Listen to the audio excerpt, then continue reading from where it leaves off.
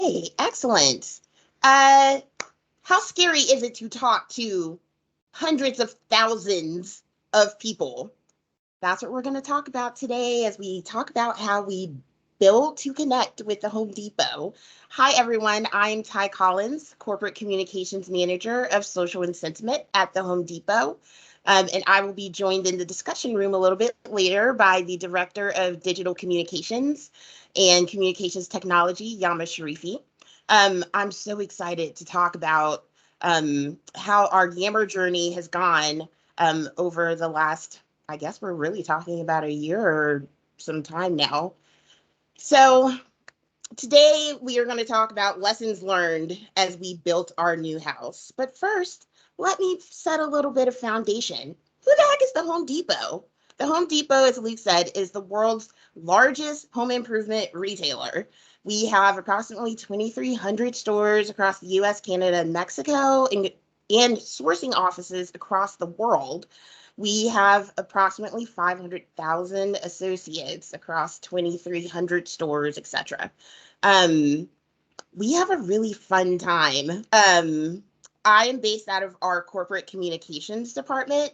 And as we lay the foundation, as we see in the picture here, before there was Yammer, there was the warehouse. We got into the social space more than 10 years before we launched Yammer. We had separate instances for the US and Canada, and going into Yammer, we were a pretty mature social network, but we were only seeing moderate success. So we had some challenges as we thought about how do we move forward with wanting to communicate with hundreds of thousands of people. So we had an aging platform that we had to decide invest or walk away.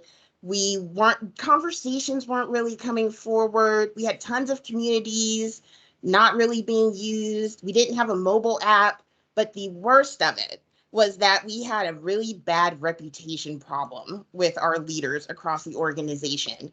It hurt my heart, but sometimes they would call the warehouse the complaint house. Who wanted to hear that? So we had a decision to make. Do we repair the warehouse or do we rebuild? We did pretty extensive research on what the social landscape really even looked like by that point. Because, like I said, we had been on this platform for 10 years. So we really looked at functionality first. Did it have a mobile app? Did it have the capability to spotlight content? Were we able to do some monitoring, and how would that work? As we looked at it, we really had to define our priorities as kind of our North Star compass in order to guide our decision making and what we decided to do. We wanted the potential to reach every single associate at the Home Depot, all 500,000 folks, with leader messaging. When we've got a mix of frontline associates and corporate associates and people who are service associates who are going into people's homes, it's hard.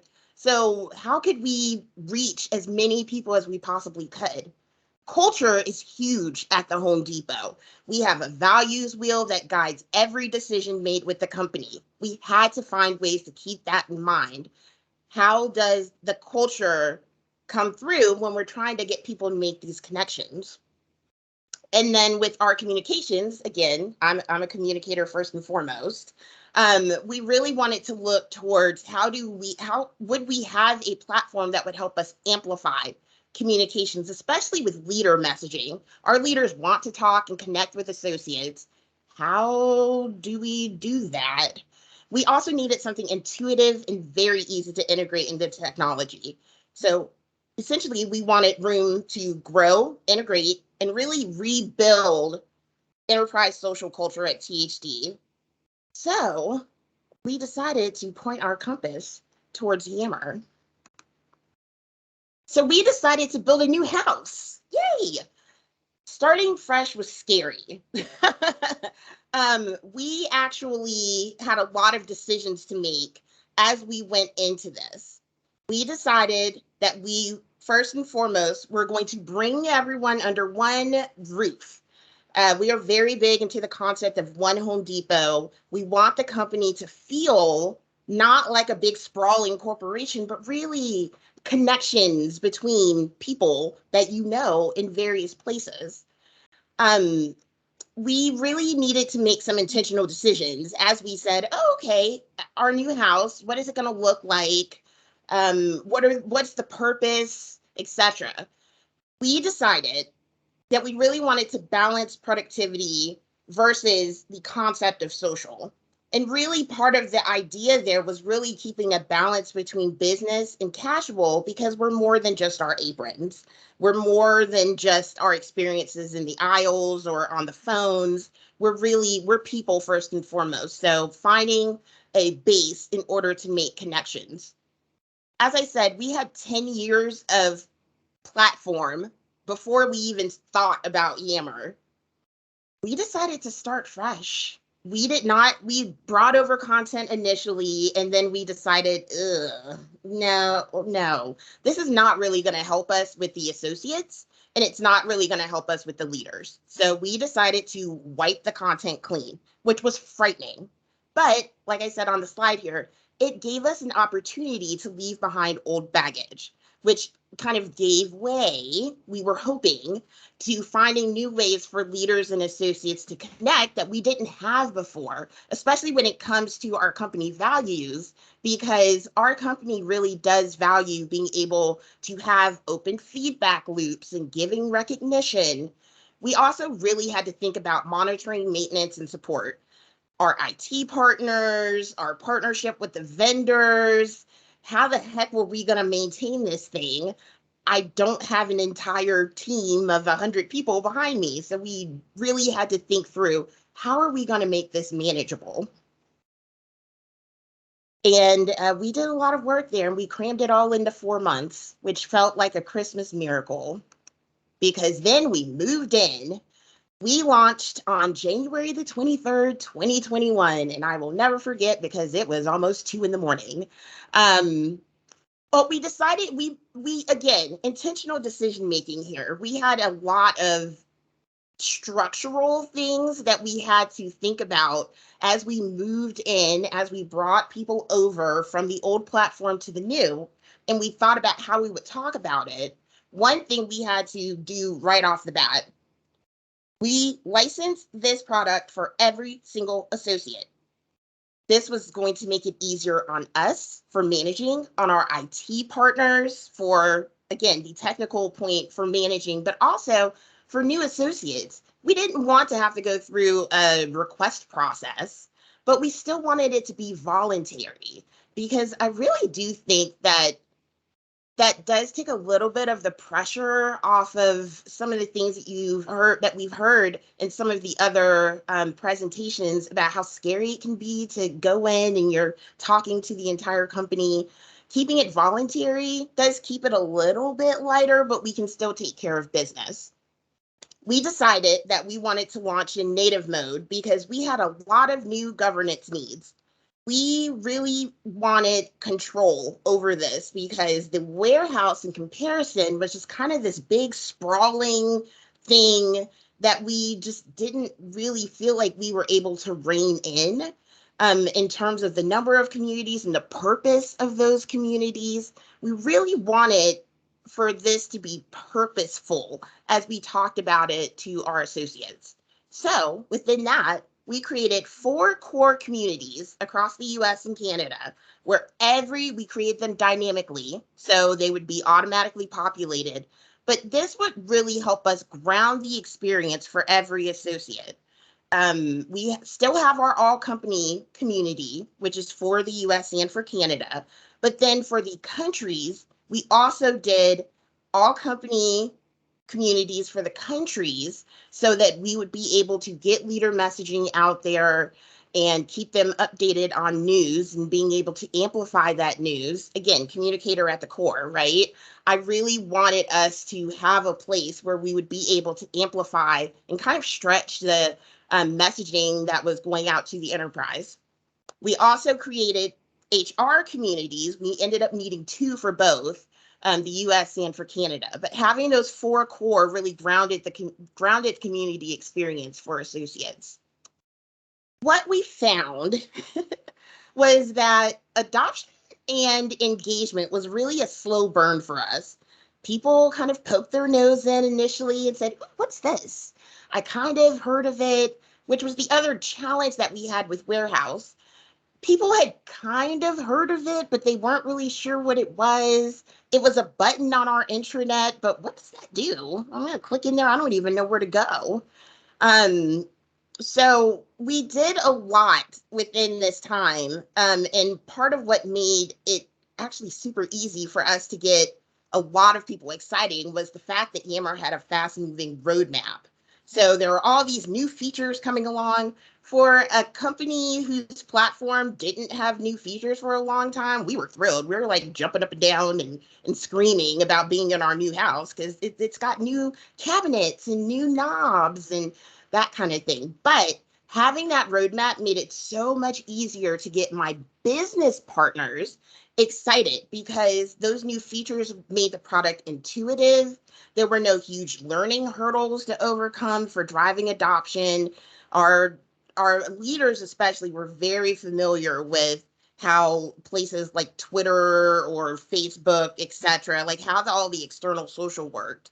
So we really wanted to make sure that we got them familiar and comfortable. So we threw a housewarming party, y'all. So we invited senior leaders to come and help us pilot some new community concepts. This happened in the spring for us. We really wanted for this localization project, what we really wanted to do, because we didn't have localized communities. The communities were, hey, you work in appliances, or hey, you're in the store support center. But we didn't really have a whole lot of localized communities that said, hey, you work in New England, or you support merchandising in the South Atlantic.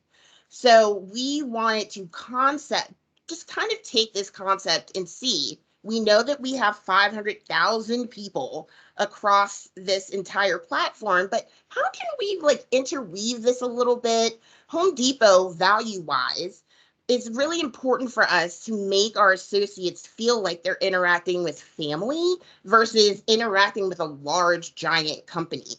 So this housewarming party was super important for us because what we were really looking at was how do we right size communities? What's too big, what's too small, and what determines how that works, member wise, geographically, content wise, etc. At this party, during this party, we got to throw out a couple of appetizers, which just went over so well with our leaders. Post on behalf of, huge. Our leaders stay out in the field, our store managers stay out on the floor. And so as we asked regions, stores, districts, very specific parts of the business, like our merchandising folks who make the bays look amazing, so the products look pretty. How do we get those people excited about Yammer? So as we're looking at those leaders and they're out, doing their thing, we really wanted to make sure the leaders were engaged here. So, hey guys, we know that you have assistants.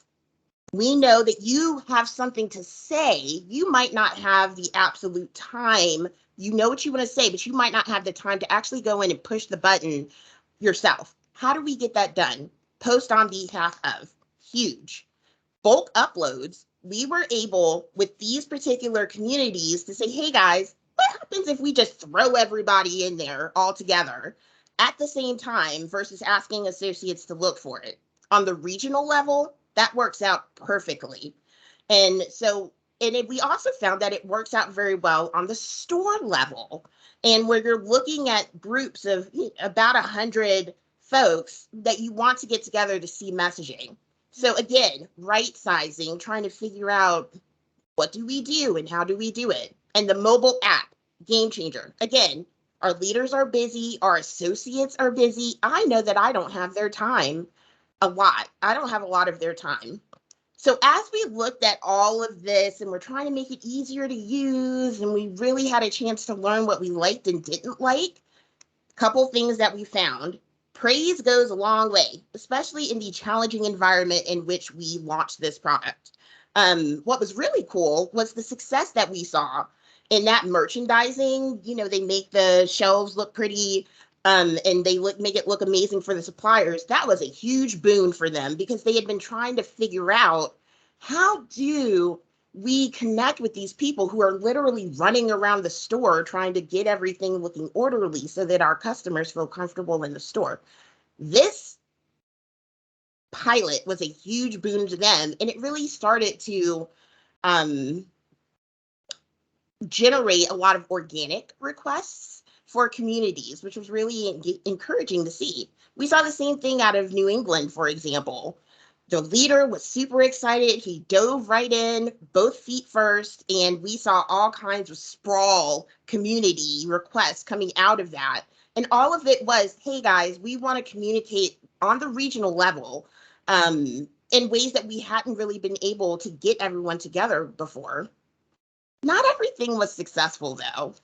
This was an instance where we really had to watch and learn and figure out how exactly were we going to measure success. And if we learned nothing else out of this, it's that you have to stay flexible about how you use the metrics.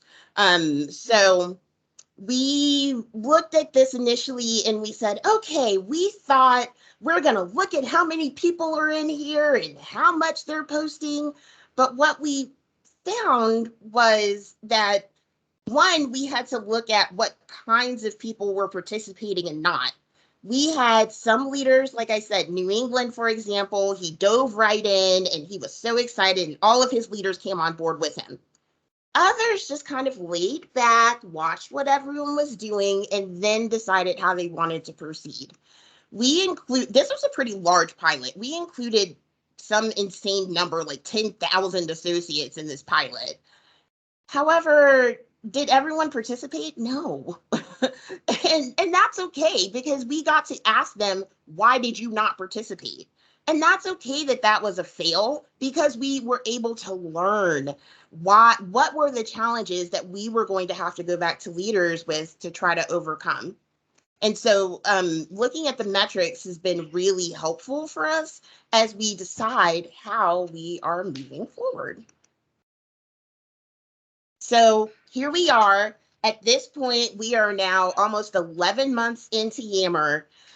It's been an amazing ride, y'all. The organic growth in leadership, engagement, frontline, business partners, senior leaders, just we're seeing all of these different knobs that are starting to grow, and we're seeing more from them, more questions. Feedback has been a huge driver for us.